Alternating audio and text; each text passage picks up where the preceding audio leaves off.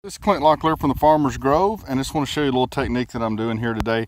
These unassuming little bitty trees the leaves have already turned brown and stuff from some frost, and I've got them growing in this styrofoam piece right here. These are English walnuts.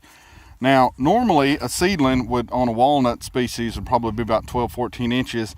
A lady gave me just a bag of English walnuts up in Iowa and was saying how well the trees that she got these from were doing and how much they produce every single year. She just had them on her kitchen counter. I didn't know if they would grow. I got back is about the middle of July. I plopped them in here, and lo and behold, they germinated very well. So the nuts were extremely sweet and good. So I'm like, hey, I'd like to have 3 or 4 of those on my place. So I'm going to come out here today and do this. Now, they're a lot smaller than the other trees. They're probably only 10-12 inches tall altogether, and they don't look very good because they're dormant.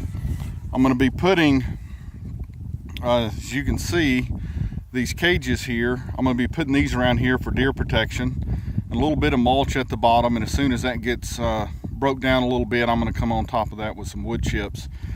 But what I'm doing is I'm going to put 3 of these per hole. I'm going to have 3 little trees in one tree hole, and one is right here.